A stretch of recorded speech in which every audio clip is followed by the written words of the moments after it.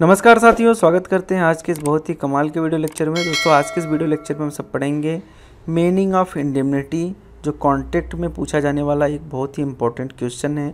इसमें इस तरीके से क्वेश्चन आता है, भाई इंडेमनिटी क्या है, कॉन्ट्रैक्ट ऑफ इंडेमनिटी क्या है, इसी के साथ इसके एसेंशियल एलिमेंट क्या हैं, ठीक है, और इसका जो कॉन्ट्रैक्ट में जो प्रोविज़न है वो कहाँ पर हम लोगों को देखने को मिलता है, और इसी के साथ इसका जो इम्पोर्टेंट जो भी केस लॉज है वो भी डालना ज़रूरी होता है ताकि हमको नंबर मिले। साथ में राइट्स ऑफ इंडेमनिटी होल्डर सबसे ज़्यादा पूछा जाता है, वो भी चीज़ें हम लोग यहाँ पर कवर अप करेंगे। और इसी के साथ जो इंडेमनीफायर का जो भी राइट्स हैं उनको भी हम लोग यहाँ पर देखने वाले हैं। लेकिन ये जो इंडेमनीफायर का जो भी राइट्स है वो यहाँ पर इतना ज़्यादा नहीं पूछा जाता है जितना ज़्यादा ये पूछा जाता है इंडेमनिटी होल्डर का, ठीक है। तो वो सभी चीज़ें हम लोग यहाँ पर पढ़ने वाले हैं और बहुत ही अच्छे से, बहुत ही इजी वे में हम लोग इस चीज़ को समझने वाले हैं। अगर आपको इसका नोट्स चाहिए तो मैंने नोट्स जो भी है वो मैंने इस जो भी ऐप के माध्यम से हमने पहले से ही पब्लिश करके रखा है, कॉन्टैक्ट सेकंड के नाम से ये जो ऐप है हमारा, इसको आपको डाउनलोड करना होगा। वहाँ पर आपको मिल जाएगा ये जो भी नोट्स आप जो भी वीडियो लेक्चर में पढ़ रहे हैं। और इसी के साथ अगर आपको अदर भी नोट्स हमारी डाउनलोड करनी है, प्राप्त करनी है, तो वो भी आप देख सकते हैं। यहाँ पर मैं आपको लिंक जो भी है उसका डिस्क्रिप्शन में डाल दूँगा, ठीक है। तो यहाँ पर आप इसको जा कर के देख लीजिएगा, ये सभी जो नोट्स हैं वहाँ पर आपको देखने को मिल जाएंगे। जो भी आपको नोट्स की नीड हो वो आप इजीली डाउनलोड कर सकते हैं और अपने फ़ोन में ही पढ़ सकते हैं। तो चलिए टॉपिक पर आते हैं और पढ़ते हैं इंडेमनिटी क्या है, इंडेमनिटी कॉन्ट्रैक्ट ऑफ इंडेमनिटी क्या है, किस तरीके से होता है, ईजी वे में हम लोग समझेंगे, ठीक है। तो सबसे पहले हम लोग थोड़ा सा इसका मीनिंग देख लेते हैं। मीनिंग एक जनरल ये टर्म के हिसाब से हम लोग समझते हैं। जो मीनिंग है इसका, the general meaning of the indemnity, इसका जो अर्थ है वो है प्रोटेक्शन, सिक्योरिटी, या फिर आप इसको कर लीजिए और कंपनसेशन अगेंस्ट एनी लॉस। तो ये जो इंडेमनिटी है ये प्रोटेक्शन होता है, सिक्योरिटी होता है कोई भी लॉस से संबंधित, जैसे कि डैमेजेस जो होता है, जैसे कि किसी प्रकार की जो किसी को क्षति हो जाती है, जो क्षति की पूर्ति की जाती है, ठीक है, लॉस की जो भी भरपाई की जाती है वो इंडेमनिटी के अंतर्गत आता है। एक जनरल एक एग्जांपल के माध्यम से इसको समझिएगा इंडेमनिटी को, ताकि आपका जो आगे का कॉन्सेप्ट रहे वो क्लियर रहे। जैसे कि बहुत सारे लोग बोलते हैं कि भाई ये अगर तुम ये काम करते हो, अगर कोई भी लॉस होगा तो इस चीज़ की भरपाई मैं करूँगा। बस यही चीज़ आप ध्यान रखिएगा। अगर आप बोलते हैं भाई अपने दोस्त को, ठीक है, अगर आप अपने दोस्त को बोलते हैं कि भाई, जो भी तुम्हारे दोस्त का नाम है, वो बोलते हैं भाई अगर तुम कोई भी काम करते हो, कोई भी XYZ, आपने कोई पर्टिकुलर नाम दे दिया, भाई अगर तुम बाइक से यहाँ तक सामान लेके आते हो, अगर तुमको कोई भी प्रॉब्लम होती है, कोई भी तुम्हारा एक्सीडेंट या फिर कोई भी तुमको दिक्कत होती है, ठीक है, तो उसकी पूरी तरीके से भरपाई मैं करूँगा। एज एग्ज़ाम्पल ये मैंने एक छोटा सा एग्जाम्पल लिया है जिससे आप बहुत ईजी वे में आप समझ पाएंगे इंडेमनिटी क्या चीज़ है। तो यही जो भरपाई की जाती है, जो ये प्रॉमिस किया जा रहा है, वो कॉन्ट्रैक्ट ऑफ इंडेमनिटी के अंतर्गत कवर किया जाता है। चलिए हम लोग इसका सेक्शन यानी कि कॉन्ट्रैक्ट में किस तरीके से इसका प्रोविज़न है वो देख लीजिएगा, ठीक है। यहाँ पर इंडेमनिटी का जो भी एग्रीमेंट होता है, कॉन्ट्रैक्ट होता है, वो इस तरीके से यहाँ पर ड्राफ्ट किया जाता है। वो एक इसका आप पिक्चर भी देख सकते हैं ताकि आपका जो भी क्लियरिटी रहे वो बनी रहे, ठीक है। और यहाँ पर चलिए कॉन्ट्रैक्ट में जो इसका प्रोविज़न है वो हम लोग देख लेते हैं। कॉन्ट्रैक्ट में इसको किस तरीके से डिफ़ाइन किया गया है वो ध्यान दीजिएगा। यहाँ पर कॉन्ट्रैक्ट में सेक्शन नंबर 124 यानी कि 124 में इसको डिफ़ाइन किया गया है। बहुत ही इजी वे में इसको डिफ़ाइन किया गया है, बहुत हार्ड नहीं इसका डेफिनेशन। ये बोलता है, it says that when one party, ठीक है, when one party promise to another party to save from the loss caused to him by the conduct of promiser या फिर एनी अदर पर्सन, उसके द्वारा, ठीक है, जब एक आदमी दूसरे आदमी को प्रॉमिस करता है कि भाई कोई अगर तुमको लॉस होगा हमारे द्वारा या फिर किसी अदर पर्सन के द्वारा भी तुमको अगर लॉस होगा तो उसकी भरपाई मैं करूँगा, तो ये क्या होगा, कॉन्ट्रैक्ट ऑफ इंडेमनिटी होगा, ठीक है। बहुत ही ईजी है, बहुत ज़्यादा हार्ड नहीं है। जो मैंने एग्जाम्पल आपको बताया वो चीज़ें आप ध्यान रखिएगा। चलिए ये 124 का जो भी प्रोविज़न है वो आपने देख लिया। कुछ इंपॉर्टेंट टर्मिनोलॉजी भी आप ध्यान दीजिएगा और तभी आप समझ पाएंगे कि ये क्या चीज़ है। इंपॉर्टेंट टर्मिनोलॉजी यहाँ पर हमने मेन हेडिंग डाल दिया है। इसी के साथ ये जो चीज़ें अभी आपने पढ़ा, कॉन्ट्रैक्ट ऑफ इंडेमनिटी क्या है, सेम वही है, when one party promise to another party to save from the, ठीक है, लॉस। ये इस प्रकार की चीज़ें कॉन्ट्रैक्ट ऑफ इंडेमनिटी कहा जाता है, ठीक है। अब यहाँ पर जानने योग्य बातें ये सब चीज़ें हैं, ठीक है, ये जो भी मैं बताऊँगा। The procedure is to indemnify, ये जो प्रोसीजर होता है इसको इंडेमनिफाई बोला जाता है, ठीक है। जैसे कि आपने अपने दोस्त को बोला था कि कोई प्रॉब्लम होगा, ठीक है, मैं उसको देख लूँगा, मैं उसकी भरपाई कर दूँगा, ठीक है। तो ये जो प्रोसीजर है, ठीक है, वो इसको वहाँ पर इसका जो नाम दिया जाएगा इस पूरे प्रोसीजर का, वो इंडेमनिफाई उसको बोला जाएगा, इस प्रोसीजर को बोले, ठीक है। और इसी के साथ जो पर्सन, ये ध्यान दीजिएगा, जो person whose give the indemnity is called indemnifier, यानी कि आप अपने दोस्त को बोले थे कि भाई कोई भी प्रॉब्लम होगा मैं देख लूँगा, मैं उसका जिम्मेदार हूँ, तो वो जो आप हैं उसको लॉ की लैंग्वेज में इंडेमनिफायर या फिर प्रॉमिसर, ठीक है, जो प्रॉमिस कर रहा है एज अ प्रॉमिसर, उसको इंडेमनिफायर बोला जाएगा, इंडेमनिफायर बोलते हैं इसको, ठीक है। ये चीज़ें आप ध्यान दीजिएगा, ये टर्म काफ़ी लोगों को कंफ्यूज करता है, तो इसीलिए यहाँ पर ये जो प्रॉमिसर है, जो प्रॉमिसर होगा वो इंडेमनिफायर होगा, ये चीज़ें आप ध्यान दीजिएगा, इसको थोड़ा याद कर लीजिएगा, थोड़ा कॉन्सेप्ट क्लियर कर लीजिएगा। जो भी प्रॉमिस करेगा वो इंडेमनिफायर होगा, और जो जिसको प्रॉमिस किया जा रहा है, आपने अपने दोस्त को प्रॉमिस किया था, वो इंडेमनी होल्डर होगा, ठीक है। वही चीज़ें यहाँ पर लिखी गई है, जिसको आप अगर प्रॉमिस करेंगे उसको क्या बोला जाएगा, इंडेमनी होल्डर, ठीक है। यहाँ पर हमने लिखा है यही चीज़ें सेम, इसको इंडेमनिफाइड भी बोला जाता है, और या फिर आप प्रॉमिसियाइज इसको बोल सकते हैं। तो ये चीज़ें यहाँ पर कवर होती है, इंपॉर्टेंट ये टर्मोलॉजीज़। अब यहाँ पर हम लोग आगे बढ़ते हैं, तो अब हम लोग यहाँ पर देखेंगे इसेंशियल एलिमेंट क्या होता है। इसको एग्ज़ाम में लिखना काफ़ी इंपॉर्टेंट होता है, अगर आप ये नहीं लिखते हैं तो ये माना जाता है कि आपको इंडेमनिटी से संबंधित कुछ बहुत ज़्यादा कुछ जानकारी नहीं है। तो ये कुछ एसेंशियल एलिमेंट है जिसको आपको ध्यान देना है, आप इसको याद भी कर सकते हैं, मैं आपको एक बार आपको बता देता हूँ। There must be a valid contact between the two party, तो जो वैलिड कॉन्टैक्ट का कॉन्सेप्ट था वो भी आपको ध्यान देना है। मैंने कॉन्टैक्ट की वीडियो लेक्चर मैंने आपको बता दी है, जो कॉन्टैक्ट फर्स्ट था उसमें बताया गया है वैलिड कॉन्टैक्ट क्या होता है, किस तरीके से वैलिड कॉन्टैक्ट की जाती है, मैंने ग्राफ फ्रॉप भी दिखाया था। तो वही जो वैलिड कॉन्टैक्ट का जो प्रोविज़न है वो यहाँ पर भी अप्लाई होता है, ठीक है। और यहाँ पर भी जो दूसरा जो पॉइंट इसमें ये बोला गया है, that promiser promise to save from the loss to promise, यहाँ पर प्रॉमिस भी होना चाहिए। पहला क्या है, वैलिड कॉन्ट्रैक्ट, दूसरा क्या होना चाहिए, प्रॉमिस, ठीक है। जो प्रॉमिसर है वो प्रॉमिस किया हुआ होना चाहिए, ये चीज़ आपको ध्यान देनी है। वैलिड कॉन्ट्रैक्ट, दूसरा प्रॉमिस होना चाहिए दोनों के बीच में, ठीक है। तीसरा कोई लॉस से वो सफ़र करना चाहिए, अगर लॉस नहीं होगा, कोई लॉस ही नहीं होगा। मैं अपने दोस्त को बोला था कि भाई तुमको अगर कोई दिक्कत होगी, प्रॉब्लम होगी तो उसका जो भी भरपाई है मैं करूँगा, अगर उसको प्रॉब्लम हुई ही नहीं होगी तो आप उसकी भरपाई करने के लिए जिम्मेदार नहीं होंगे, ठीक है। तो यहाँ पर जो लॉस है वो होना चाहिए।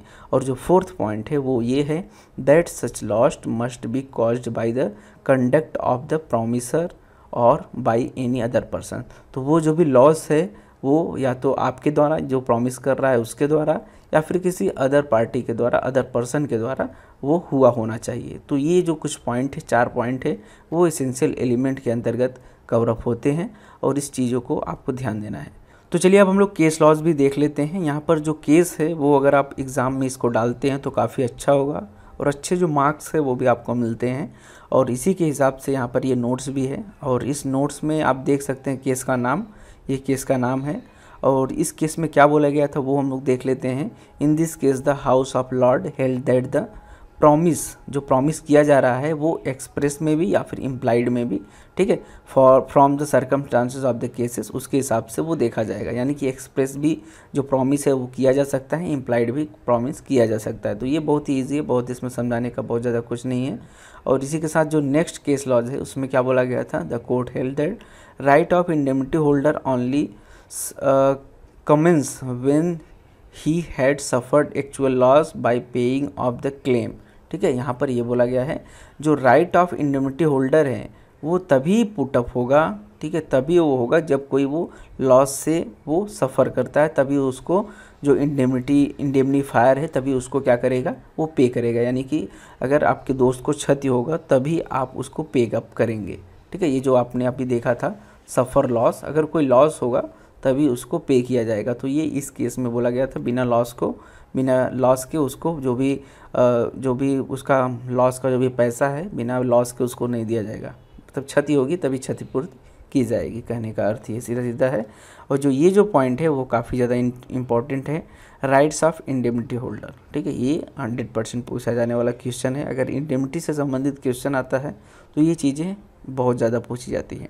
ठीक है, तो अभी आपने सेक्शन नंबर 124 पढ़ा था, जिसमें इंडेमनिटी की जो भी परिभाषा है वो दी गई थी कॉन्ट्रैक्ट ऑफ इंडेमनिटी की। तो 125 में इसका जो भी राइट्स है इंडेमनिटी होल्डर का वो यहाँ पर बताया गया है, वो चलिए हम लोग देख लेते हैं। इसमें क्या बोला गया है, rights of the indemnity holder when sued by a third party और बाय द इंडेमनीफायर हिमसेल्फ। यहाँ पर नीचे का जो भी प्रोविज़न है वो आपको काफ़ी क्लियरनेस देगा। यहाँ पर ये बोला गया है section 125 provide the right of entitle to recover from the promiser. ठीक है, यानी कि ये बोलाता है कि भाई अगर उसको क्षति होती है तो वो इंटाइटल हो जाता है। ठीक है, इंटाइटल हो जाता है रिकवर करने के लिए फ्रॉम द प्रोमिसर। ठीक है, यानी कि इंडेमनीफायर, यानी कि जिसने प्रॉमिस किया था, आपने अपने दोस्त को प्रॉमिस किया था तो यहाँ पर आप जिम्मेदार हो जाते हैं। यही यहाँ पर सेक्शन नंबर 125 बोलता है। और ये जो राइट देता है इंडेमनिटी होल्डर को, ये चीज़ ध्यान देनी है। बहुत ज़्यादा कुछ नहीं, थोड़ा सा टर्म्स को समझना यहाँ पर ज़रूरी है कि ये जस्ट राइट देता है। अगर आपने प्रॉमिस किया था तो उसको राइट मिल गया है, यही यह सेक्शन बोलता है। ठीक है, और यहाँ पर कुछ नहीं बोलता। और इसी के साथ यहाँ पर ये कुछ 3 पॉइंट्स यहाँ पर वो बताता है। तो चलिए राइट्स ऑफ इंडेमनिटी होल्डर के जो भी राइट्स हैं वो हम लोग देख लेते हैं। यहाँ पर कुल 3 राइट्स बेसिकली इम्पॉर्टेंट है आपको जानना। और ये जो 3 राइट्स हैं इनको आपको एग्ज़ाम में लिखना भी उसी तरीके से ज़रूरी है, क्योंकि ये चीज़ें जो भी एग्ज़ामिनर होते हैं वो नोटिस करते हैं। सबसे पहला जो इसका राइट है इंडेमनिटी होल्डर का वो ये है right to recover all damages. यानी कि जो भी आपने प्रॉमिस किया था अपने दोस्त को, भाई आप जाइए कोई भी काम, मतलब जो भी आपने दिया था काम ये करिए। ठीक है, और उससे संबंधित अगर कोई भी क्षति होती है तो आप उसकी पूर्ति करेंगे। तो जो भी आपने प्रॉमिस किया था उस प्रॉमिस से संबंधित अगर उसको क्षति होती है तो वो उस क्षति की पूर्ति आपसे करवा सकता है। जो डैमेजेस होता है वो डैमेजेस आपको देना पड़ेगा। ये चीज़ें यहाँ पर बोला गया है, और कोई बाहरी यहाँ पर ऐड नहीं होगा। ठीक है, ये चीज़ें ध्यान देने होगी है। और यहाँ पर जो दूसरा पॉइंट है right to recover all costs. ठीक है, यानी कि जो सभी कॉस्ट्स हैं वो यहाँ पर आपसे रिकवर किए जाएंगे। ठीक है, और यहाँ पर ये चीज़ें जो 2 कंडीशन है वो ध्यान देने योग्य है। यहाँ पर 2 कंडीशन ये है कि यहाँ पर जो आपने जैसे जो आपने प्रॉमिस किया था और उसमें जो भी आपने कंडीशन रखी थी वो कंडीशन उसको फुलफ़िल करना ज़रूरी है आपके दोस्त को। ठीक है, that the promisee must not contravene the order of the promisor. ठीक है, यहाँ पर जो आपने बोला था भाई ये काम करना है तो वही काम करते हुए उसको अगर लॉस होती है तभी आप उसकी भरपाई करेंगे। ठीक है, दूसरा इसमें जो पॉइंट है उसमें ये बोला गया है in the absence of any contract of indemnity he must act in the way of the A fraudulent man would act in the situation. यानी कि एक बुद्धिमत्ता पूर्वक व्यवहार भी वहाँ पर होना चाहिए। ऐसा नहीं है कि आपने उसको सिक्योरिटी दे दी, भाई अगर आप ये काम करें कोई दिक्कत होगा तो मैं देखूंगा, तो वो क्या करने लगा, लापरवाही तरीके से काम करने लगा। वो सोच रहा है भाई अब तो सिक्योरिटी है ही, कोई दिक्कत होगा तो भाई देखेगा ही। तो इस तरीके की चीज़ें नहीं होनी चाहिए। इसलिए ये जो 2 कंडीशन है वो भी यहाँ पर ध्यान देने योग्य है। और जो थर्ड पॉइंट है वो right to recover all sums. इसमें बेसिकली ये है वही पॉइंट सेम यहाँ पर है, वो जब भी जो सभी लॉस होगा उससे संबंधित वो आपसे पेड करवा सकता है। ठीक है, अगर आप कंप्रोमाइज़ करते हैं उस कंडीशन में भी आपको ये चीज़ें आपको पे करनी पड़ेगी। बट यहाँ पर ये वही जो 2 कंडीशन है जो आपने अभी ऊपर पढ़ी 2 कंडीशन। ठीक है, पहला आपने जो बोला था भाई आपने जो ऑर्डर दिया था उस चीज़ को करते हुए उसको क्षति होनी चाहिए, और आपने जो ऑर्डर दिया था वही वो काम कर रहा होना चाहिए। ठीक है, मान लीजिए आपने बोला था कि भाई तुम ये चीज़ लेके आओ, अगर कोई प्रॉब्लम होता है मैं देखूंगा। ठीक है, तो वो ले आते समय अगर कोई प्रॉब्लम होता है तब तक आप उसके ज़िम्मेदार हैं। ठीक है, यानी कि जो आपने ऑर्डर दिया था वो फॉलो करते हुए अगर उसको क्षति होती है तब आप जिम्मेदार हैं, और अगर वो दूसरा काम कर रहा है तो फिर अगर उसको क्षति होती है तो आप उसके लिए ज़िम्मेदार नहीं हैं। साथ में वही जो बुद्धिमान व्यक्ति वाला है उसको ये अब आपने उसको बोल दिया कि भाई, ठीक है, सेम वही पॉइंट है कि आपने बोल दिया कि भाई अब मैं उसका जो भी चीज़ है मैं देखूंगा, तो लापरवाही इस तरीके से काम नहीं होना चाहिए। ठीक है, यहाँ पर सेक्शन ध्यान देने योग्य है, मैंने यहाँ पर शॉर्टकट में इसीलिए लिख दिया है। ठीक है, जो ऑल डैमेजेस से रिलेटेड सेक्शन है वो सेक्शन 125 का 1 है।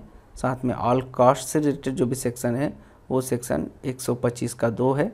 साथ में ऑल सम से रिलेटेड जो भी सेक्शन है वो 125 के 3 के अंतर्गत इस चीज़ों को वहाँ पे जो भी हमारा मतलब कि कॉन्ट्रैक्ट एक्ट है 1872 का उसमें इस चीज़ को एक्सप्लेन किया गया है। साथ में नोट में ये चीज़ें ध्यान देने योग्य बातें हैं कि ये जो रिकवरी है, ठीक है, जैसे कि उसको जो भी जिसको भी क्षति हो रही है वो विदिन 3 ईयर के अंतर्गत उसको क्या करना चाहिए, सूट फाइल करनी चाहिए। ये टाइम लिमिट है लिमिटेशन एक्ट का, ठीक है। तो ये चीज़ें भी आपको ध्यान देनी है। काफ़ी बहुत ही अच्छा सा आपका एक बहुत ही अच्छा इफेक्ट पड़ेगा कि भाई हाँ बच्चे ने समझा है भाई कहाँ कहाँ से क्या है, किसने लिमिट के अंदर उसको केस फाइल करनी है, ठीक है। तो अभी तक आपने इंडेमनी होल्डर के जो भी राइट्स हैं उसको आप लोगों ने देखा। अब इंडेमनीफायर के जो भी राइट्स हैं, यानी कि आपका अभी तक आपने अपने दोस्त के जो भी राइट्स हैं वो आपने देखा, ठीक है। उसमें आप लोगों ने क्या देखा था, यहाँ पर देख लीजिएगा, ठीक है। उसमें आपने देखा था कि जो आपका दोस्त है वो आपसे ऑल डैमेजेस की डिमांड कर सकता है, ऑल कॉस्ट की डिमांड कर सकता है, ऑल सम्स की डिमांड कर सकता है, ठीक है। तो ये सभी वो डिमांड कर सकता है, साथ में लिमिटेशन है उसका, ठीक है। तो यहाँ पर आपका क्या राइट है, ठीक है, आपका भी कुछ राइट होगा, ठीक है। तो आपका ये कुछ राइट है, लेकिन यहाँ पर ध्यान देने वाली बात ये है जो कॉन्ट्रैक्ट एक्ट है इस चीज़ को लेकर के पूरी तरीके से साइलेंट है, ठीक है। वो नहीं बताता, इंडेमनीफायर का कोई भी राइट वो बताता नहीं है। साथ में एक डॉक्ट्रिन है, डॉक्ट्रिन ऑफ सबऑर्डिनेशन, ठीक है। इस डॉक्ट्रिन के अंतर्गत इसका एक जो राइट है वो बताया गया है। आप इस डॉक्ट्रिन को पढ़ सकते हैं, यूट्यूब पे आप सर्च कर लीजिएगा, वो आपको बता देगा। लेकिन यहाँ पर बेसिकली राइट्स ऑफ इंडेमनीफायर से संबंधित बहुत ज़्यादा जो क्वेश्चन है वो पूछा नहीं जाता, बस इतने जानना बहुत इनफ होगा। जो नेक्स्ट राइट है इंडेमनीफायर का वो ये है कि राइट टू सू, ठीक है। उसको वो केस कर सकता है थर्ड पार्टी को। क्यों कर सकता है, after paying indemnifying the indemnity holder, ठीक है। सबसे पहले तो जैसे कि यहाँ पर आपने दोस्त को बोला था कि भाई आप ये काम करिए, कोई क्षति होगा तो उसकी क्षतिपूर्ति मैं करूँगा। तो मान लीजिए आपके दोस्त को क्षति होता है, तो जो क्षति होगा आपके दोस्त को वो भी तो किसी न किसी के वजह से होगा, तो जिसके वजह से होगा वो उस थर्ड पार्टी के ऊपर आप केस फाइल कर सकते हैं। लेकिन केस फाइल आप करेंगे, लेकिन उससे पहले आपको अपने दोस्त को, यानी कि जिसको आपने प्रॉमिस किया था कि भाई तुमको कोई क्षति होगी तो मैं उसकी क्षतिपूर्ति करूंगा, तो उसको आपको सबसे पहले उसको आपको क्या करना पड़ेगा, इंडेमनीफाई करना पड़ेगा, यानी कि क्षतिपूर्ति उसको आपको करनी पड़ेगी। उसके बाद में आप उस थर्ड पार्टी के अगेंस्ट में केस फाइल कर सकते हैं। तो यहाँ पर जो नेक्स्ट राइट है वो ये है कि not compensate for losses not, अगर कोई भी लॉस नहीं होती है आपके दोस्त को तो क्या होगा, आपको कोई भी कंपनसेशन भी नहीं देने का यहाँ पर राइट होगा। यहाँ पर जो नेक्स्ट राइट है वो ये है लास्ट का, वो ये है कि recovered under contract of indemnity. ये जो चीज़ें हैं वो इन कॉन्ट्रैक्ट ऑफ इंडेमनिटी के अंतर्गत कवर होती है, ठीक है। ये राइट नहीं है, बेसिकली एक पॉइंट है, और ये राइट के अंतर्गत भी आप इसको डाल सकते हैं एज अ पॉइंट। बाकी ये क्वेश्चन में बेसिकली पूछा नहीं जाता, कभी आपसे पूछ लिया तो ये 1-2 पॉइंट जो भी आपको डालना हुआ डाल सकते हैं। बाकी आज के इस वीडियो लेक्चर में फ़िलहाल इतना ही। और एक यहाँ पर जो पॉइंट आता है, यहाँ पर जो नेक्स्ट मैंने नीचे लिख दिया है, जो कॉन्ट्रैक्ट ऑफ इंडेमनिटी और जो इंग्लिश लॉ है उसमें क्या डिफरेंस है, तो वो चीज़ें मैंने एक यहाँ पर ब्रीफ यहाँ पर पॉइंट में यहाँ पर लिख दिया है। उसको भी अगर आप चाहते हैं पढ़ना तो अब यहाँ पर आप पढ़ सकते हैं, contract of indemnity different between Indian and, ठीक है। तो काफ़ी वीडियो लेक्चर लंबा हो जाएगा, तो आज के इस वीडियो में फ़िलहाल इतना ही। बाकी जो भी नोट्स है वो आप डाउनलोड कर सकते हैं बहुत ही ईजी वे में, लिंक मैंने डिस्क्रिप्शन में दिया हुआ है, और बहुत ही ईजी वे में आप अपने फ़ोन में ही इस चीज़ को पढ़ सकते हैं। तो इंस्टॉल करिए, जाइए देखिए इस नोट्स को। Thanks for watching guys, bye bye, जय हिंद।